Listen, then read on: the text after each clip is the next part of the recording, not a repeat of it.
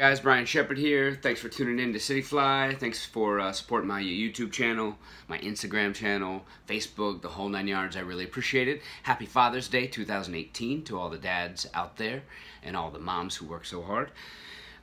Today I was out in Central Park, killing some time, and along with the heat, I noticed something else. I noticed tons and tons of bluegill. So of course I reach into my box. I've got a box of terrestrials, and I pull out my Japanese beetle pattern. It's kind of one of my favorites. I tied these up for one of my good buddies back home, and he does pretty well. Cast out, and I'd say I landed maybe 80 fish before this thing finally fell apart. It's shredded, and it still catches fish. So today I'm going to give you one of my favorite basic terrestrial patterns. You can change it as you please, but I think you're going to catch a ton of fish with this. Between bluegill, we've caught some bass, crappie, you never know. The larger sizes, you know, size 10, size 8, you can easily pull in some bass, size 12, 14, 16, into the bluegills, red ear sunfish, things like that. So stay tuned. I'm going to go ahead and zoom in with my new lens, and we're going to see what we can do. Thanks. Hi guys, so as you can see, this is my Japanese beetle pattern. This is size 12. You could tie it in anything from size maybe 10 all the way down to 16. So we'll go ahead, we'll get started. My hook today is going to be a Daiichi 1130. This is going to be an emerger hook. It is a wide gap, light wire scud hook. I like this hook because the point rides way below the material, so you don't have problems with hookups. And even a bluegill can fit its mouth around this hook just fine. So it's kind of a good all-around hook. I use this hook for so many different patterns, it's not even funny. Okay, so thread today will be UTC 70 denier in black. Now you can use whatever you prefer, but I often use the Danville and 6/0 as well. Okay, we'll go back. Take your thread back in touching turns so that it hangs right at the barb. Get rid of the waste ends. Now my first material of choice is Loco Foam. This is Beetle Green. I saw this material on the J. Stockard website and knew right away I had to make a Japanese beetle pattern. I had to. It just reminds me of being a kid out of the garden and seeing them crawling around on the rose bushes. So, alright, so you're going to take this material, you're going to cut it so that it's about 1 hook gap in width, or maybe a little more. It depends on how you like it. Tie it a couple different ways and see what works best for you. And you're going to trim this to a nice little point. This is going to give you an anchor point to tie into. Okay? So you got a little triangle. You're going to tie this in, slightly facing you, with the shiny side down, okay?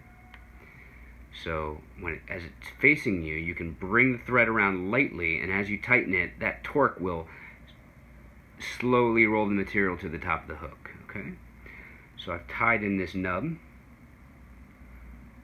It's pretty secure.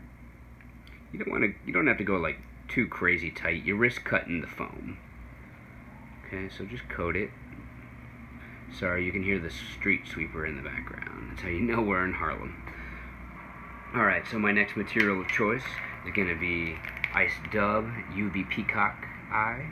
I love this stuff. I saw Kevin Feenstra use it in his shrew sculpin. I got a whole bunch of it, and now I use it as often as I can. It's just a cool material. You're going to take a nice hefty pinch and build a nice little dubbing noodle on your thread. Now this is synthetic, as you know, so you're going to have to maybe get your fingers wet, and we're going to have to spin it as we wrap. So start right back where the foam begins, and every few turns you're going to spin it a little tighter, just like you would with seal's fur, any loose synthetic. Okay. So you've created a nice ball, and you can make this body bulbous. We're going to brush it out. You can pick it out. The fish are going to chew it to pieces. So you really can't have too much dubbing. These fish are going to get rid of most of it for you, I promise. Alright. So I'm going to wrap a nice, almost egg-shaped body If you look at these insects, they kind of have that body. And we're going to stop about 1 mil from behind the hook eye. Okay, so that's your body shape there. Now I'm just going to go ahead, I'm going to fold this foam over the top. And you can see now the hook pin really hangs quite low. And that's really going to help your hookups. If it was a, not a wide gap hook, that point would be buried in the material, and you'll never hook up. So it's supposed to kind of, there should be a lot of exposed hook there. We're going to take it, we're going to pinch it right at that hook eye, and I'm going to take 1, 2, and 3 wraps. Looks pretty good to me. Now I'll pull this foam up, and I'll wrap 3 times in front. That's going to help you keep that foam on top of the hook. It's going to lock it in. We're going to do 3 more. I like mine really secure because I know they're going to get beaten up. Okay. So now I'm going to get rid of this foam. I like to cut it pretty square and then go ahead and shape it with my scissors and create a nice little round bulbous head. That's all your preference. Okay. You don't have to trim it. The fish don't really care. So now we're going to go ahead and tie in our legs. Now our legs are going to be Crystal Flash from Hairline Dubbin. This is the mixed colors. It's kind of a rainbow effect, but I often use the root beer as well. You can use Midge Flash. You could do black. You could tie this all in black and have a basic Beetle. The sky's the limit. So we'll take just 1 single fiber. We're going to fold this in half as best you can, and then fold that in half again, okay? And you should have a clump that looks like this.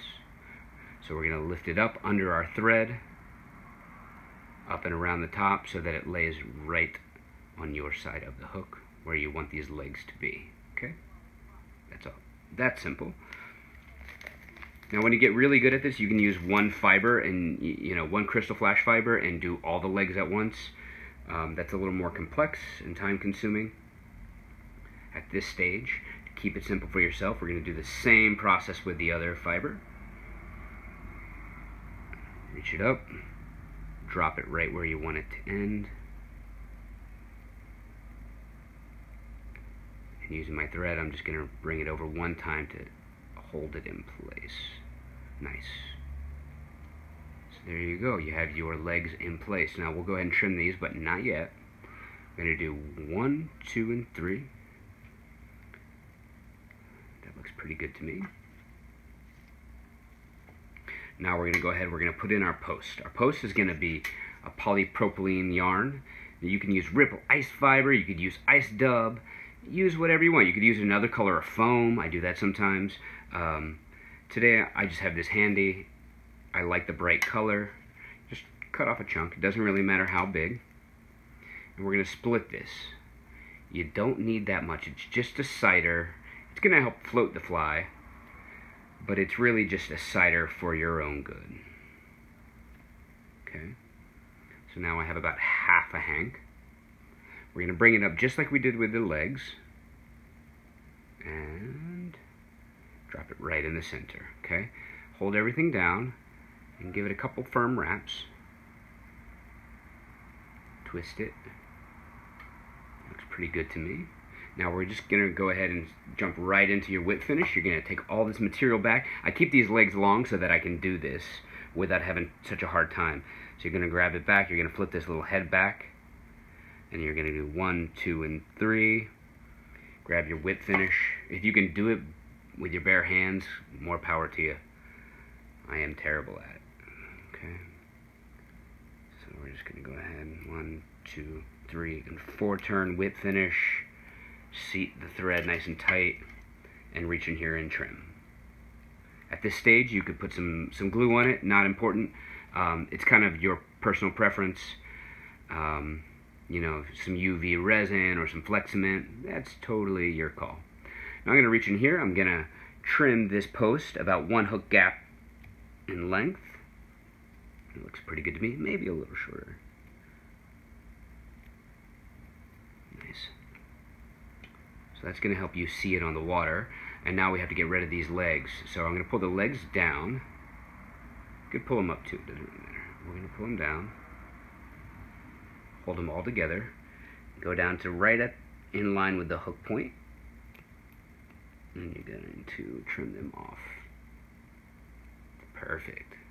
So that gives you the nice multicolored legs, little flash, little stability for the fly. You have your cider that's going to help you see it, your foam that's going to help you float it, a lot of flash underneath, and I promise you you're going to tear it up. Go ahead, catch a lot of fish, send me some pictures, let me know how you did. I hope you have fun with it, and Al, this fly is coming to you in Indiana. Thank you guys.